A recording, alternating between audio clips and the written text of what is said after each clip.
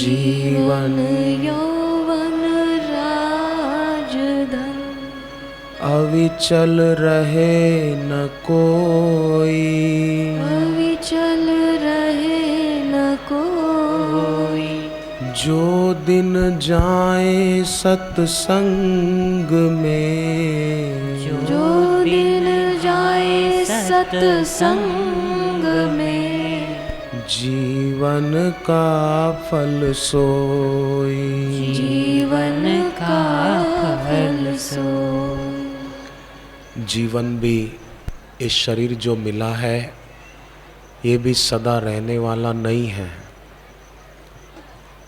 आपने देखा होगा पेड़ पर पत्ते हरे होते हैं ना, वो सदा हरे नहीं रहते हैं, पीले हो जाते हैं, फिर सूख कर झड़ जाते हैं, उड़ते रहते हैं बेचारे हवा में इधर उधर।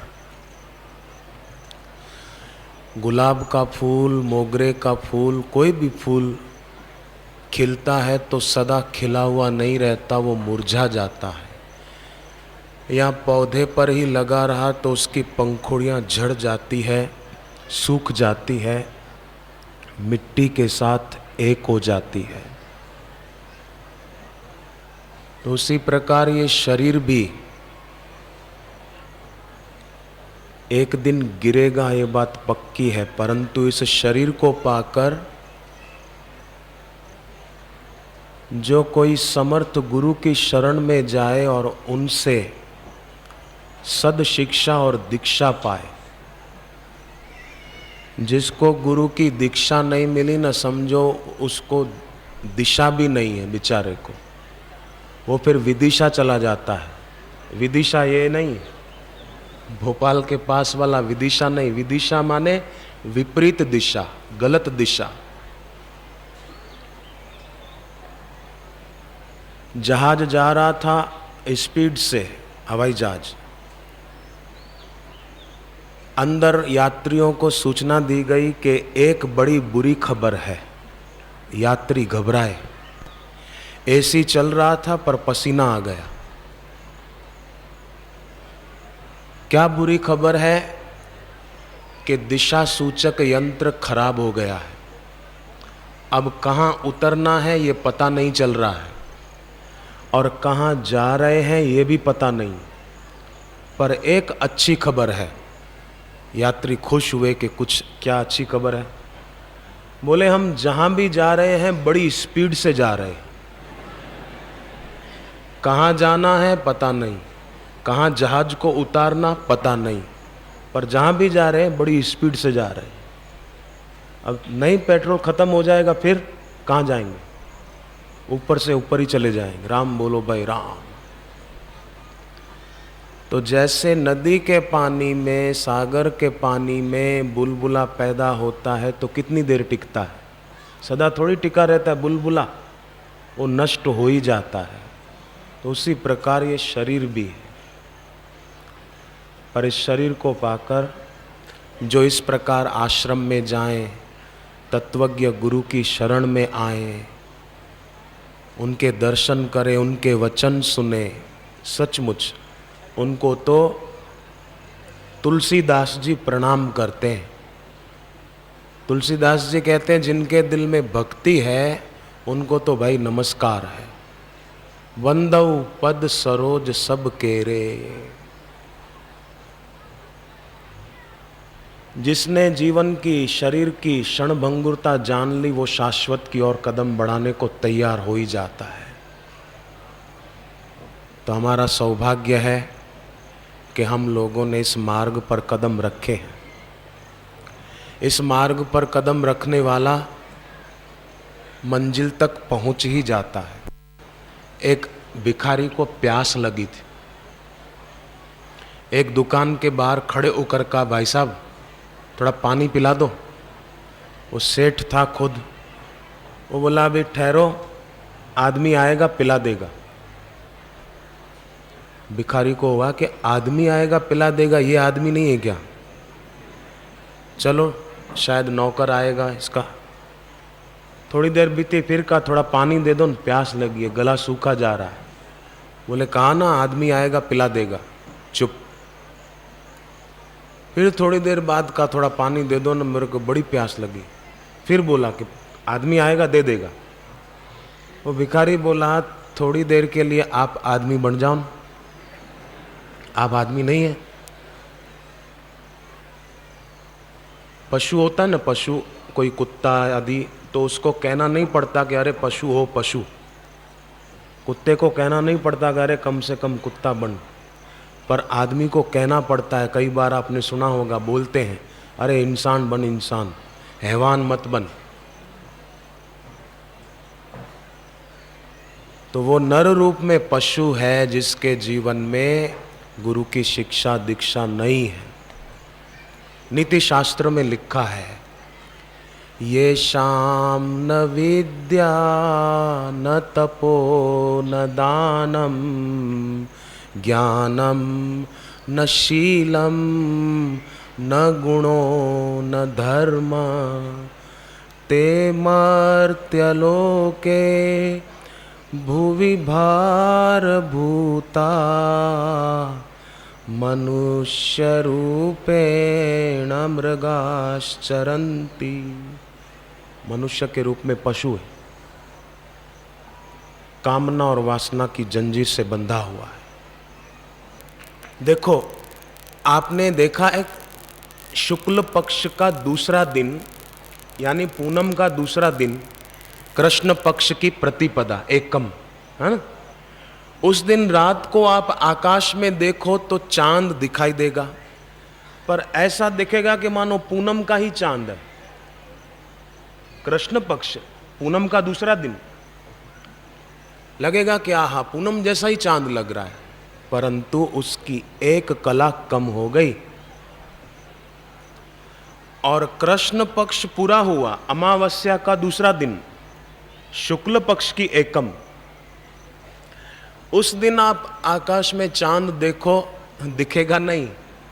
अमावस्या के दूसरे दिन नहीं दिखेगा, परंतु चंद्रमा की एक कला विकसित हो गई। इसमें शंका हो तो बोलो। ऐसे ही साधक भक्त है ना, वो शुक्ल पक्ष की प्रतिपदा के चांद की तरह है। भले उसके जीवन में उसको बाहर से कुछ न दिखे, परंतु उसकी बहुत सारी योग्यता, पुण्याई, भक्ति, सुखद प्रारब्ध, वो शुरुआत हो गई। और संसारी भोगी आदमी जो है, वो है कृष्ण पक्ष की प्रतिपदा के चांद की तरह। लगता है पूनम का चांद है, परंतु उसकी एक कला कम हो गई, दूज को और कम होगी, और अमावस्या की अंधेरी रात। और साधक शुक्ल पक्ष की प्रतिपदा, एकम, दूज, तीज, चौथ आदि बढ़ते बढ़ते फिर पूर्णिमा, गुरु पूर्णिमा, गुरु के निकट हो जाता है जो, फिर उसके जीवन में अमावस्या नहीं आएगी। हाँ, फिर अपने गुरु के प्रति कभी अश्रद्धा न करे, अपने गुरुदेव के प्रति भक्ति भाव में कमी ना आने दे। अगर आ जाए तो उन्हीं को प्रार्थना करे, हे मेरे प्रभु, हे मेरे गुरुदेव, मेरी आपके चरणों में भक्ति कभी कम ना हो। ऐसी प्रार्थना करे आर्त भाव से। आर्त भाव से प्रार्थना करेगा ना साधक, तो उसकी प्रार्थना गुरु तक पहुंचती है। भगवान बुद्ध के जमाने की एक घटना सुनिए।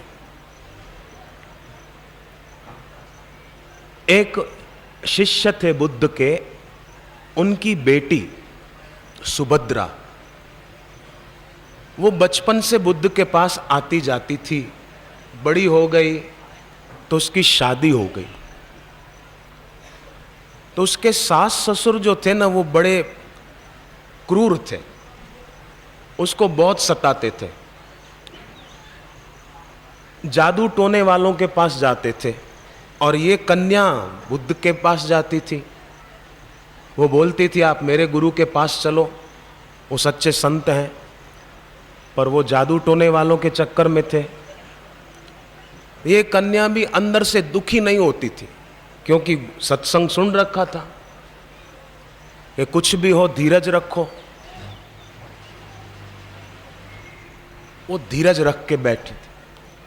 एक दिन तो उसके सास ससुर ने और पति ने उसको बहुत तंग किया और कहा कि यहाँ तो तू हमारे कहे में चल, हम जहाँ जादू टोने वालों के पास जाते हैं वहाँ चल, यहाँ तो अब तुझे ये घर छोड़ना पड़ेगा, यहाँ तो तेरे गुरु को बुला, हम देखें तेरे गुरु। पानीपत में एक अपनी साधिका बहन, उसके सास ससुर ने दीक्षा नहीं ली हुई थी, उसके पति ने भी नहीं ली हुई थी। शादी के 17 साल बीत गए, शादी के बाद संतान नहीं थी। तो उसकी सास तो कहने लगी एक दिन के 17 साल हो गए, संतान नहीं हुई, हम तो हमारे बेटे की दूसरी शादी करेंगे। तो वो साधिका कहती है कि माँ आप धीरज रखो, मेरे बापूजी मेरी गोद सूनी नहीं रखेंगे, उनकी कृपा से कईयों की गोद भर गई उनके आशीर्वाद से, तो माँ जरा धीरज रखो। बोले कब तक धीरज रखे, 17 साल तो हो गए। पर उस बहन का विश्वास दृढ़ था। 1 साल और बीता और उस बहन ने एक बच्चे को, लड़के को जन्म दिया। फिर उन्होंने सबने घर पे श्री आशा रामायण का पाठ करवाया और भर में सब भक्त बन गए। प्रार्थना में बड़ी शक्ति है। केवल अपने दुख को ही याद न करते रहे। कई लोग ऐसे होते हैं, पहले मेरे पास बड़ा पैसा था, अभी आजकल मेरे पास पैसा नहीं है, पैसे की तंगी है, मैं बहुत दुखी हूं। भगवान ने आंखें आगे बनाई है कि आगे देखो, पीछे मत देखो, माने भूतकाल को याद मत करो। आगे देखने के लिए आंख है। आपको स्कूटर चलाना हो या कार चलानी हो तो आप बताओ, आगे देखकर चलाओगे कि पीछे देखकर चलाओगे? पीछे देखकर चलाए कोई, फिर पता चलेगा क्या होगा।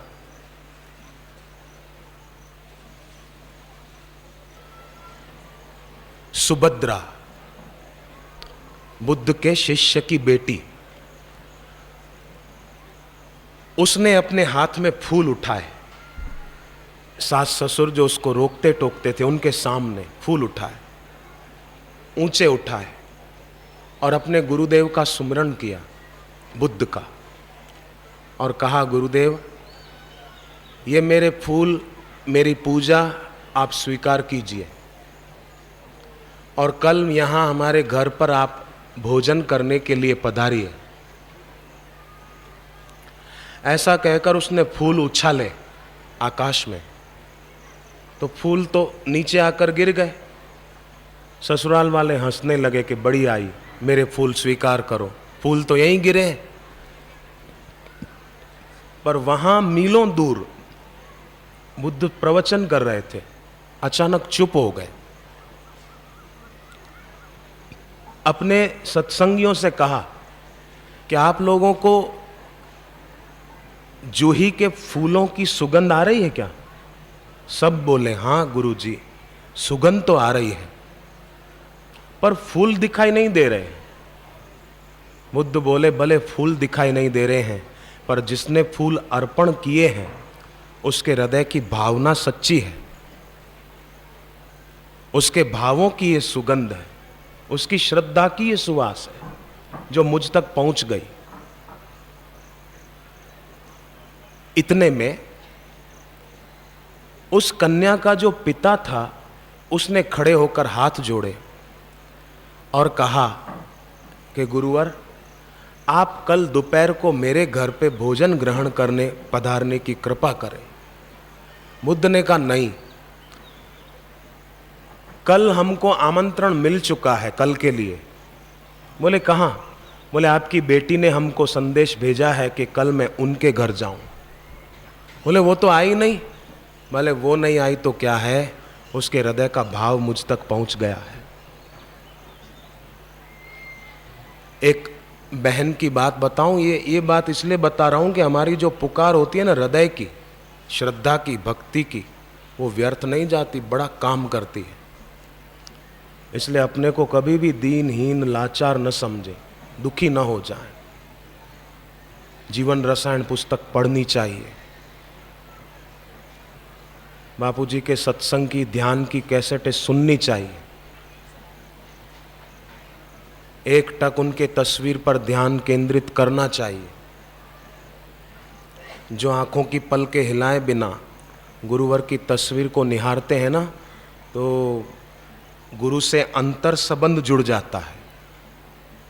फिर भले बाहर से दूरी हो, पर आंतरिक दूरी मिटने लगेगी।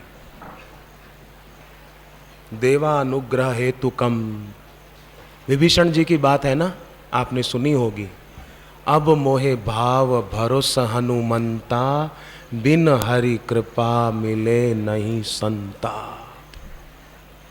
सत्संग की जगह पर हम खाली बैठे कुछ न करें तो भी उन्नति होती है, और बुरे संग में कुछ न करे तो भी अवनति होती है, पतन होता है।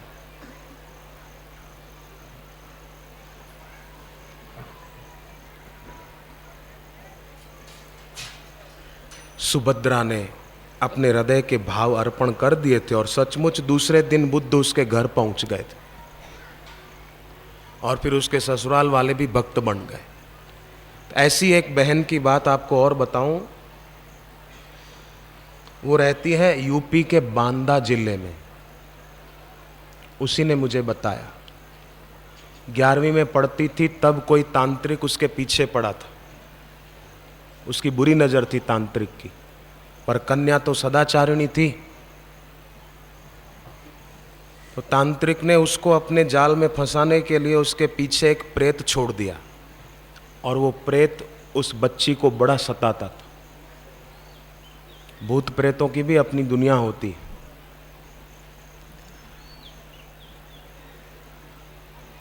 तांत्रिक और प्रेत उसको इतना तंग करते, कभी कभी रात को उसको सपने में दिखता कि वो तांत्रिक और प्रेत आए और उसकी आंखों के ऊपर के ये बोहें काट दी, बाल आंख के ऊपर के। सपने में देखा उसने। जब वो घबरा कर जागी, आईने में देखा तो सचमुच ये बाल कटे हुए थे। सच में देखा था सपने में। कई बार उसको लगता सपने में कि वो लोग मुझे मार रहे हैं, डंडे से पीट रहे हैं, सता रहे हैं। जागती तो सचमुच उसके हाथ पैरों में चोट लगी हुई होती और खून निकल रहा होता था। इतनी वो बेचारी 11वीं कक्षा में पढ़ने वाली बच्ची दुखी थी। 16-17 साल उसकी उम्र थी।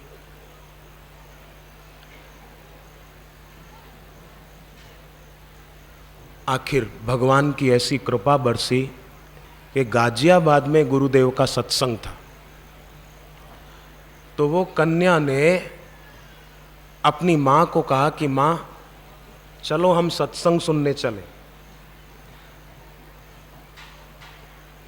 माँ के साथ वो आई, दीक्षा भी ले ली, और जब घर गई, रात को सोने के लिए बिस्तर पर लेटी, थोड़ा मंत्र जप किया। सोते समय जप करना बहुत अच्छी बात है। सोते समय हम जप करेंगे तो पूरे कमरे में जप के, ध्यान के आंदोलन फैल जाएंगे, और हमको रात को सपने गंदे नहीं आएंगे, डरावने सपने नहीं आएंगे। बहुत फायदा होता है। स्वप्न दोष प्रदर रोग की बीमारी मिट जाए। रात को सोते समय व्यक्ति ख्याल रखे, ढंग से सोए। कोई कोई ऐसे बेचारे भोले होते हैं, बोलते हैं कि जीवन बेकार है। नहीं नहीं, जीवन बेकार कैसे हो सकता है? जीवन जीने का ढंग बेकार है। जीवन बेकार नहीं है, जीवन जीने का ढंग सही नहीं है, इसलिए लगता है जीवन बेकार है। नहीं तो वही धरती है जहां एक व्यक्ति महात्मा गांधी हो सकता है, तो दूसरा देखो नथुराम गोडसे भी हुआ, प्रहलाद हुए एक तो, और वो एक हिरण्यकश्यप हुआ। कोरे कैनवास के बोर्ड पर हम चाहे तो कमल का फूल भी बना सकते हैं, और चाहे तो कीचड़ का चित्र भी बना सकते हैं। हमारे हाथ की बात है।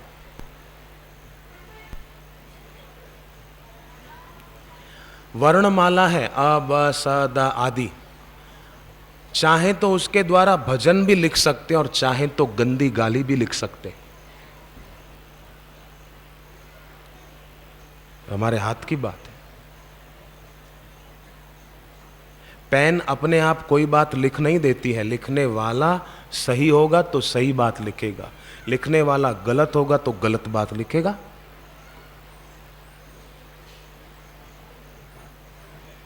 तो हम ही ठान लें, पक्का इरादा कर लें बस।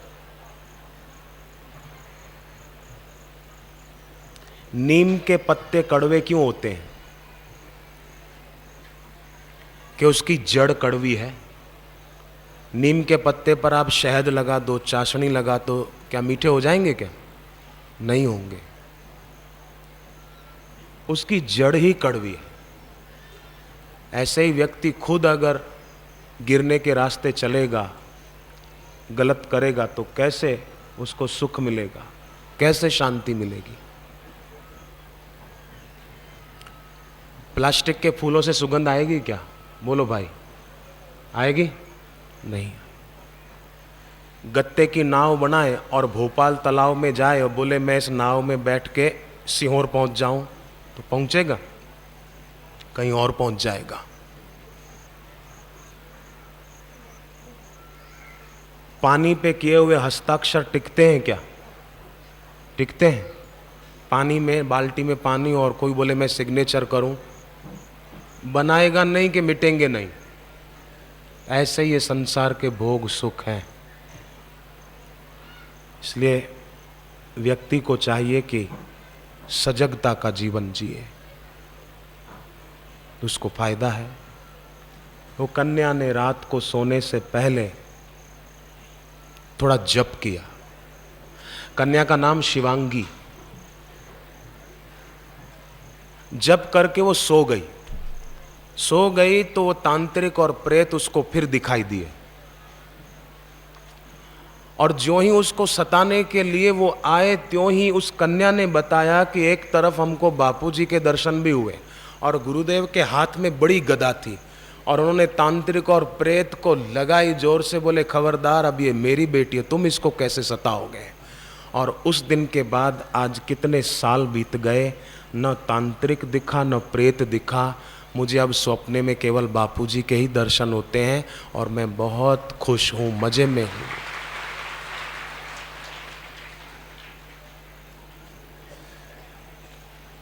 पर कई लोग ऐसे भोले होते हैं बेचारे, कोई कष्ट आया ना तो निराश हो जाते हैं। जिसके जीवन में अभी कष्ट है, कोई दुख है, तो वो ऐसा नहीं सोचना कि ये दुख कोई सदा रहेगा।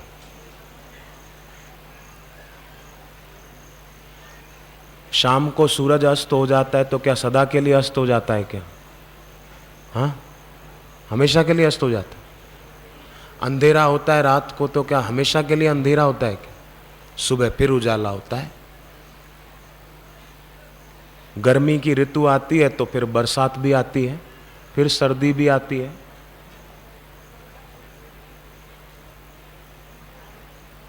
परंतु गुरु नहीं, गुरु की दीक्षा नहीं, तो वो बेचारे सुख दुख पचा नहीं सकते और सुख में सुखी, दुख में दुखी होते रहते हैं।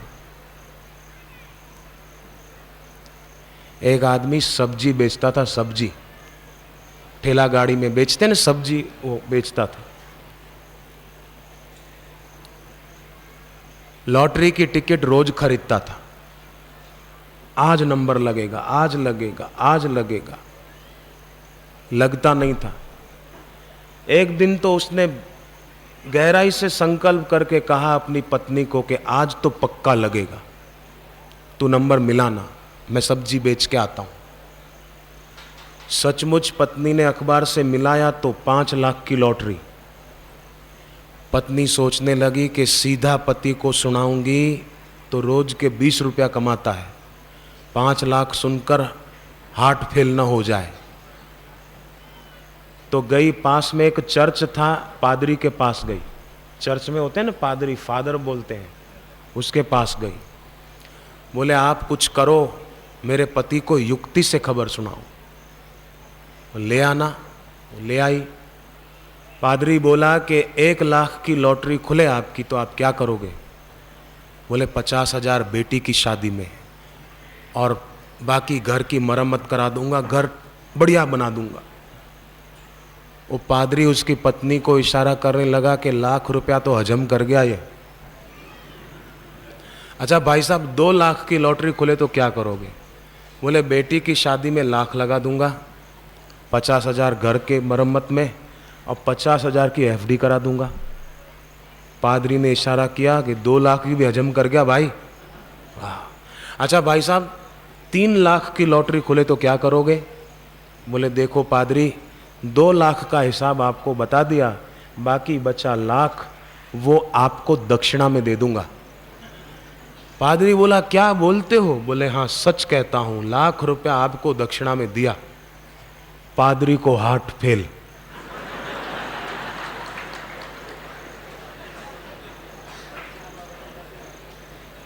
और हार्ट भी साधारण हार्ट अटैक नहीं, सीवियर हार्ट अटैक, मर गया सीधा, बचा ही नहीं।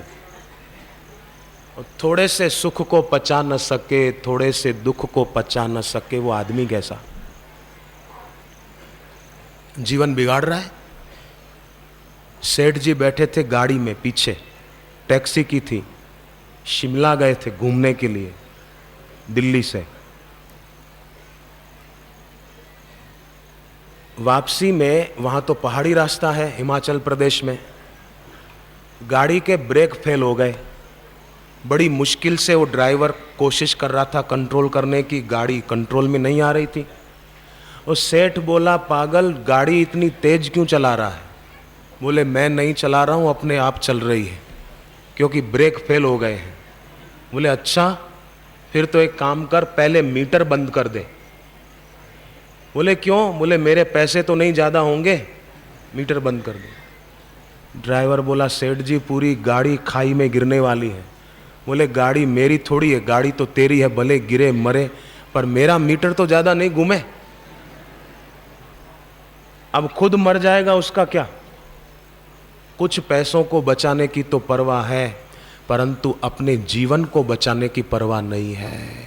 अपना जीवन बिगाड़ रहे हैं। पूरे संसार में ऐसे ही हैं बेचारे लोग, अपना जीवन नष्ट कर रहे हैं। बहते हुए नदी के पानी की तरह आयु नष्ट होती चली जा रही है। फिर भी देखो विवेक जगता नहीं, फिर भी वही पैसा मेरा परमेश्वर, पत्नी मेरी गुरु, बच्चे मेरे शालीग्राम, पूजा किसकी करूं? न सत्संग में जाना, न नाम जप करना, न ध्यान करना, न सेवा करना, कुछ नहीं। ऐसे लोगों को क्या कहा जाए? मैं तो आपसे प्रार्थना करूं कि आप अपने संपर्क में आने वालों को भी सत्संग की पुस्तकें पढ़ने के लिए दो। आपकी बड़ी ऊंची सेवा होगी, ये बहुत बड़ी सेवा होगी। सूरत के आश्रम में शिविर थी, तो मुझे एक साधक ने बताया, सूरत के ही सेवाधारी ने, बोले हमने एक नई सेवा शुरू की है। क्या? बोले हम सूरत के जितने साधक हैं उनके घर पर ऋषि प्रसाद अंक जो पुराने आए हुए हैं, पहले के वर्षों से सदस्य बने हुए हैं, तो कई अंक पड़े हैं, लोक कल्याण सेतु पुराने अंक जो पड़े हैं, बोले हम सब इकट्ठे करके और सूरत के रेलवे स्टेशन पर आने जाने वाली रेलगाड़ियों में यात्रियों को निःशुल्क बांटते हैं।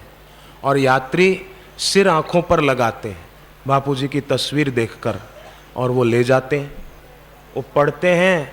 हमको बड़ा आनंद आता है कि हमारी सेवा हो गई। वो तो पुराने अंक तो घर पर पड़े थे, तो इनके हाथ लगे यात्रियों के, वो पढ़ेंगे, उनको लाभ होगा, वो भी सत्संग में आएंगे, उनको भी दीक्षा मिल जाएगी, उनका भी मंगल हो जाएगा। तो ये उनकी कितनी अच्छी और ऊंची भावना है कि हमारे द्वारा सेवा हो जाए, हमारे द्वारा कुछ सत्कर्म हो जाए।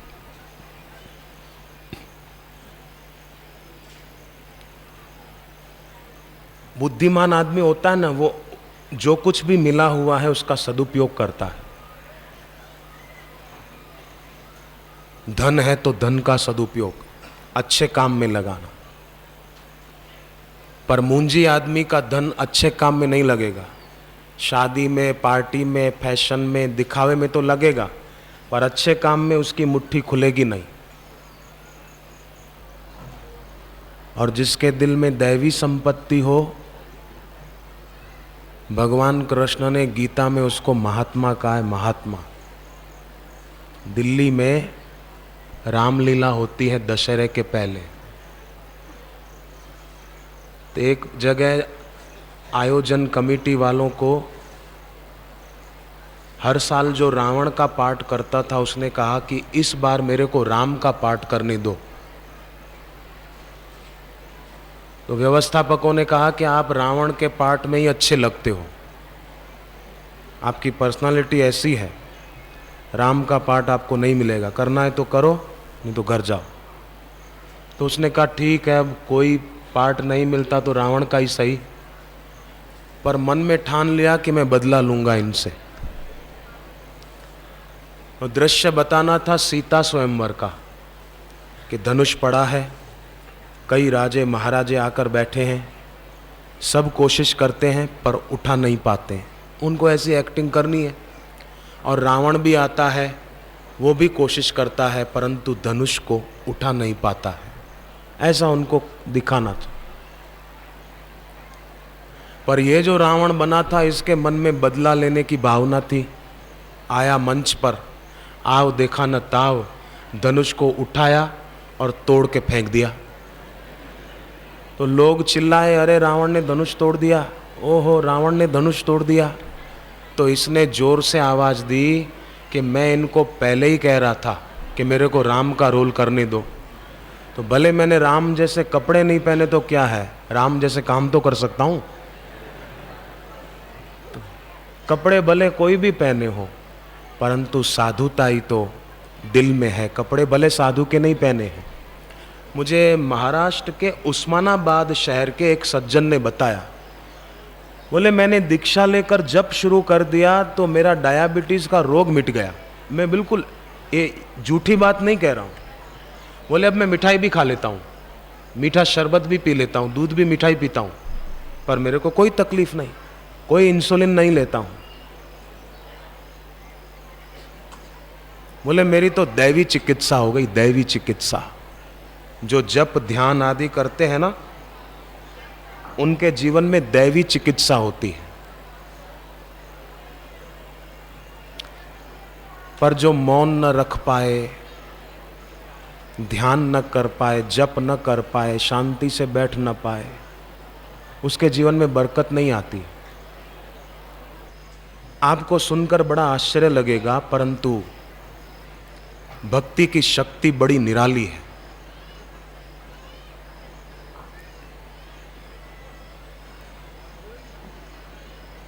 हनुमान जी को राम जी ने पूछा कि समुद्र पर पुल कैसे बना रहे हो। हनुमान जी ने कहा पत्थरों पर राम नाम लिखकर पानी में डालते हैं, तैर रहे हैं। राम जी ने सोचा कि मैं जाकर देखूं, पर अभी नहीं, रात को जब सब सो जाएंगे तब जाऊं। सब सो गए। आधी रात को राम जी उठे, समुद्र किनारे गए और एक पत्थर उठाया। सोचा कि मेरे नाम से तैरते हैं तो मैं तो खुद राम हूं। पानी में डाला, पत्थर तो डूब गया। राम जी ने सोचा कमाल है, मेरे नाम से तैर गया, मेरे से डूब गया। शायद ज़्यादा वजनदार था इसलिए डूब गया। थोड़ा हल्का उठाया, वो भी डूब गया। एक छोटा, इतना छोटा उठा के डाला, वो भी डूब गया। राम जी ने सोचा अच्छा हुआ किसी को साथ नहीं लाए थे।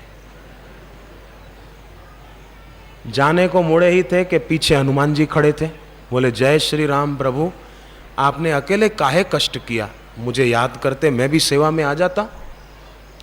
तो राम जी ने कहा कि तुम तो कहते थे कि राम नाम पत्थर पर लिखते हैं, पानी में डालते हैं तो पत्थर तैरते हैं, पर मैं तो स्वयं राम हूं। मैंने एक नहीं कई पत्थर डाले पर सब डूब गए, एक भी नहीं तैरा, और तुम कहते हो राम नाम से तैर गए।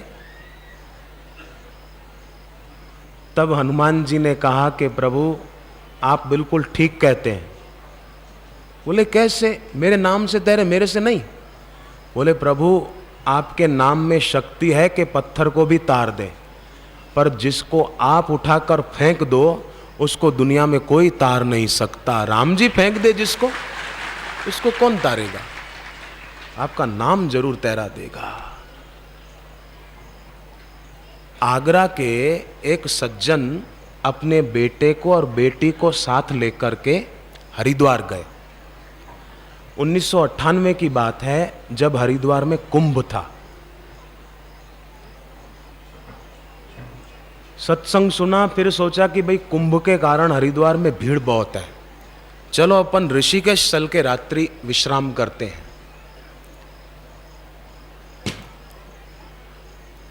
रात को रुके ऋषिकेश में, सुबह नहाने गए लक्ष्मण झूला के पास। अब लक्ष्मण झूला के तरफ आप कभी गए होंगे तो देखा होगा वहां पानी बहुत गहरा है। तो उनका बेटा खेल खेल में गहरे पानी में चला गया, तैरना आता नहीं था, डूबने लग गया। तो उसकी बहन चिल्लाई, पिताजी भैया डूब रहा है। ये बिल्कुल बनी घटना। बाप अपने बेटे को बचाने के लिए कूद पड़ा, बेटे बेटे। अब बाप भूल गया कि मेरे को भी तैरना नहीं आता है। बाप बेटा दोनों डूबने लगे। अब क्या करें? इंसान की अज्म से जब दूर किनारा होता है, पहुंच से, अज्म से, इंसान की अज्म से जब दूर किनारा होता है, तूफान में टूटी किश्ती का भगवान सहारा होता है। बड़ रखवार रमापति जासू, वो बड़े रक्षक हैं। देखो भाई, यजुर्वेद में 40 अध्याय हैं। यजुर्वेद का आखिरी अध्याय जिसका नाम है ईशावास्य उपनिषद, उसमें ये बात आती है कि अपने जीवन में 4 को लेकर जो चलेगा वो कभी भी दुख में नहीं पड़ेगा। ये वेद का वचन है भाई, यजुर्वेद का।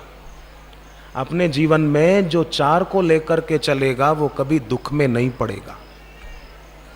और उन 4 में पहला बताया है भगवान। अर्जुन भगवान को साथ लेकर गए, विजेता बने। दुर्योधन अपनी हेकड़ी में गया, क्या परिणाम आया आप जानते हैं।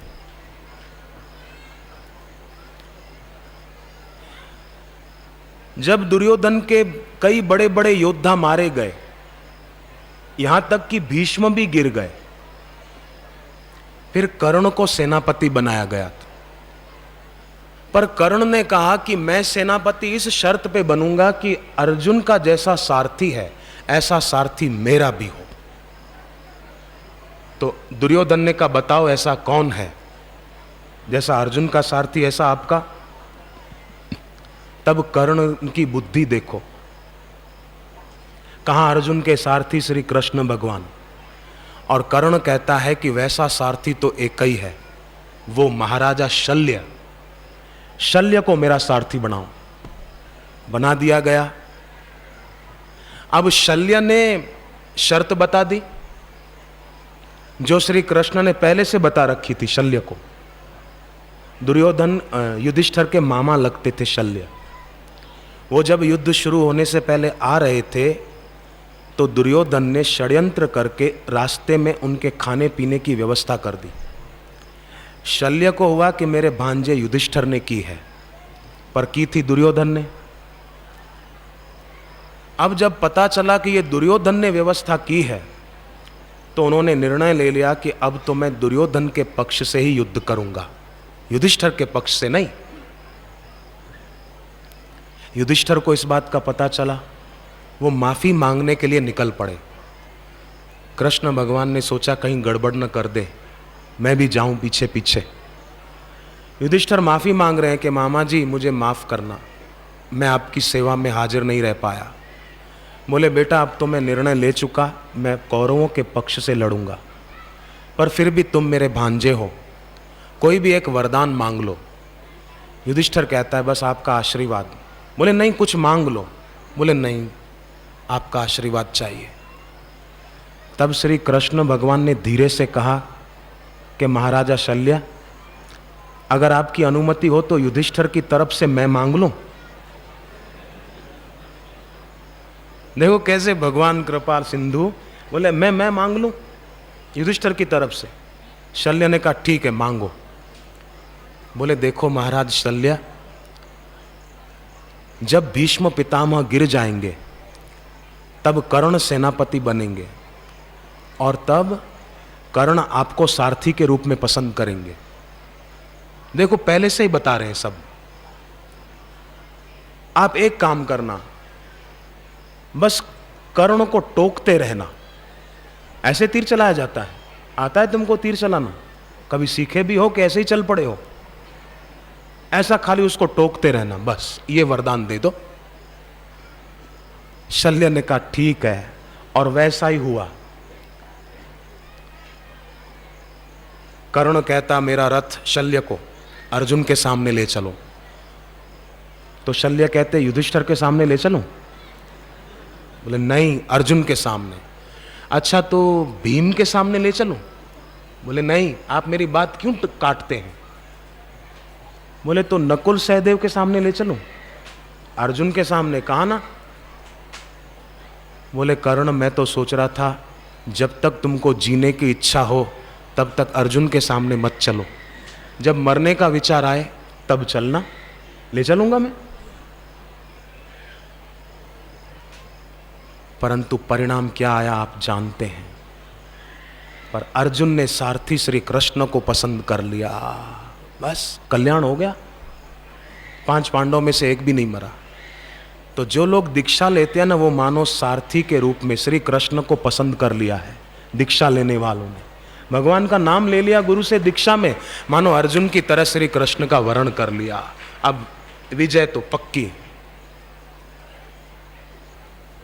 रसोई घर होता है ना, रसोई घर, उसमें तेल और घी तो रखा हुआ होता ही है, होता है ना। तो रसोई घर का रखा हुआ तेल और घी क्या हाथ पैर धोने के लिए होता है क्या? बोलो तो। नहीं ना। अच्छा गंगा जल घर पे रखा हुआ होता है। देखो पूजा के स्थान पर गंगा जल और ईशान कोण में तुलसी घर पर, यह बड़ा शुभ माना जाता है। पूजा की जगह पर गंगा जल और ईशान कोण में घर में तुलसी, बहुत बढ़िया। और तुलसी का पत्ता तोड़ो तो एक मंत्र बोलो, ओम सुप्रभाय नमः, ओम सुभद्राय नमः। तुलसी का पत्ता प्रसाद बन जाएगा। ओम सुप्रभाय नमः, ओम सुभद्राय नमः, बस इतना ही है। तो घर में, रसोई घर में रखा हुआ तेल और घी हाथ पैर धोने के लिए नहीं होता, उसी प्रकार मनुष्य जीवन भोगों में बर्बाद करने के लिए नहीं होता, भक्ति और सत्संग के लिए होता है। गंगा जल कुल्ला करने के लिए नहीं, आचमन लेने के लिए होता है। उसी प्रकार मनुष्य जीवन सत्संग साधना के लिए है और अपना कर्तव्य कर्म अच्छी तरह से करने के लिए है। 4 बातें पूरी करूं यजुर्वेद की। एक तो भगवान को साथ लेकर चलें। दूसरी बात बताई त्याग, आसक्ति है, वासना है, ममता है, उसका त्याग। तीसरी बात बताई अपने में हीनता का अभाव। मैं गरीब हूं, मेरा काम नहीं चलता, मेरा कोई नहीं है, ऐसा नहीं। भगवान ने स्वयं गीता में कहा ईश्वरः सर्वभूतानां, मैं सबके हृदय में हूं। जब भगवान है तो फिर अपने को दीनहीन मानना ये अनधिकार चेष्टा है। क्यों करना? हरि ओम हरि ओम हरि ओम हरि ओम हरि ओम।